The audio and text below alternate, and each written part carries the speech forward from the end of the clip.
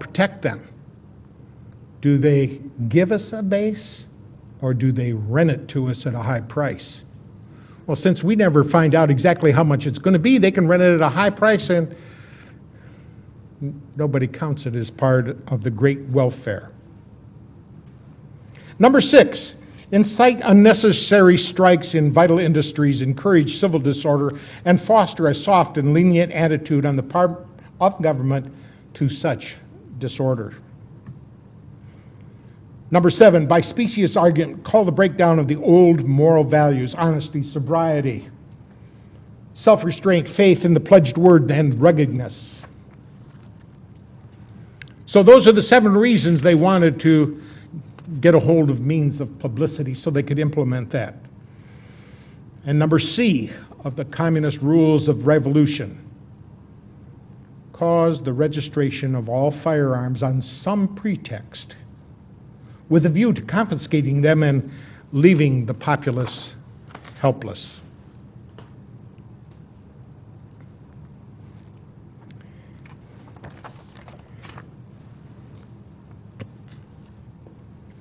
So many of these false flag operations have gotten us into big trouble.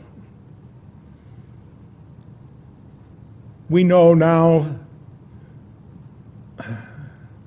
that ship, I think it was the Maine, or that was sunk down there in Cuba. We were told it's because the Spanish had mined the harbor, but we now know that the explosion took place inside the ship. It was all the excuse they needed to go attack and wage war against Spain. We see so many of those false flag operations. World War II, it was Pearl Harbor. It wasn't a false flag operation, but it was sure close to it. It was pretending like we're just innocent people standing here, when 6 months before Pearl Harbor, our government froze all Japanese money in banks. Any way you look at it, that's theft. 3 weeks before Pearl Harbor, our government gave him a 100% oil embargo. Do you remember back in the 70s when we got a 10% oil embargo from the Arabs, and the lines at the gas pumps were long and we suffered under that? That was a 10% oil embargo. And our government tried to run a 100% oil embargo upon those people who just weren't going to put up with it. Now, I think Admiral Yamamoto was right that when they came over and stung us, they were only waking a sleeping lion. But there was nothing else they could do. It's either knuckle under or fight. And that's where it is to us. It's getting down to the point where we either knuckle under or do something to fight about this.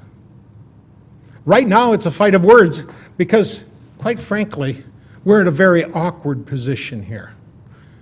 It's too late to work within the system and probably too early to start shooting.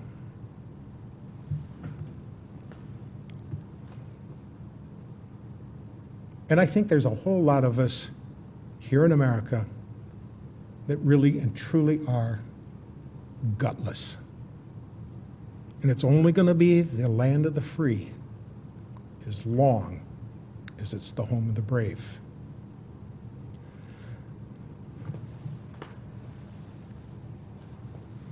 Well, we can see that after World War II, Franklin Delano Roosevelt, whose real name was Rosenfeld, hooked up with his good buddy over in the Soviet Union, a guy by the name of Joseph Stalin.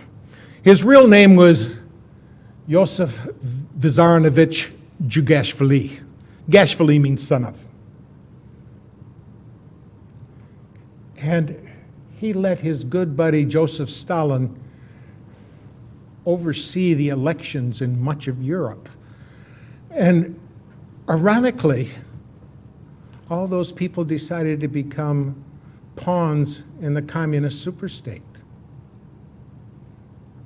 It was Joseph Stalin that said so clearly, and we better pay attention to what he has to say, those who cast their votes decide nothing.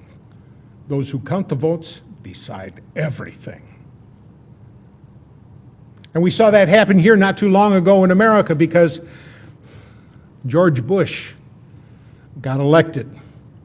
And it was his brother down there in Florida that sure did a lot to swing the votes. Remember all those hanging and pregnant chads and all the excuses they had to not count a lot of votes and to count other ones that they shouldn't have. And it reared its ugly head here again in 2004 because down in Ohio, the people who were in charge of the election commission said to the people who were bringing in the voting machines, all right, open up your voting machines before the polls start here, because I want to see ahead of time that all the registries are set to zero, that there are no names inside. And they said, oh no, you can't look inside these machines. It's for security, it's for the sanctity of the vote. We must not let anybody look in the machines. And they said, we're the ones in charge of seeing whether or not the sanctity of the vote is taken care of. You're going to open up those machines right now. And there was a lot of protesting, a lot of weeping, and a lot of wailing, but they did end up opening up those machines. Every machine had 300 to 400 votes for Bush on it already. It was a big deal down in Ohio. It was on television, it was in the newspapers, but it just didn't make its way around the rest of America. Why? Who owns the newspapers? Who owns the television? Who owns the radio? The same people that own the voting machines. There's only 4 companies here in America that own voting machines, and every one of them are mafia affiliates.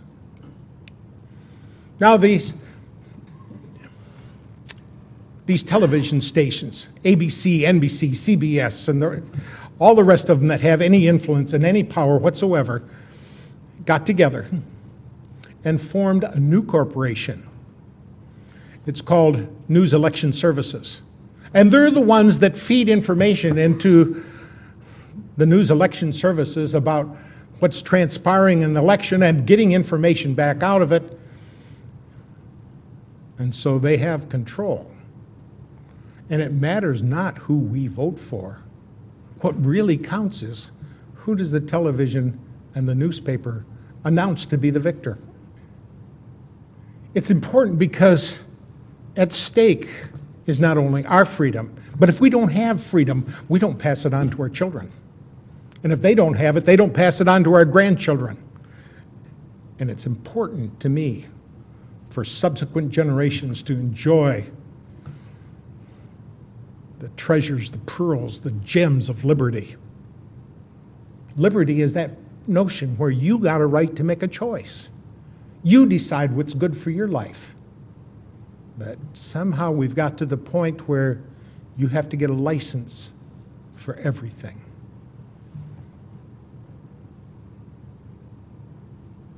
But as long as the people don't speak up, as long as we don't do what's necessary to inform the others around us, as long as we act lethargically rather than robust and animated champions of liberty, it'll slip right through our fingers. I have to ask you, are you willing to crank it up? Are you willing to pass out more DVDs? Are you willing to talk to more people? Are you willing to do what's necessary to safeguard our Constitution? For it was, I think it was Daniel Webster that said, safeguard your Constitution, for miracles do not cluster. What has happened once in 6,000 years may never happen again. And if the American Constitution goes down, there will be anarchy in the world. Let's safeguard it like it's precious. Thank you.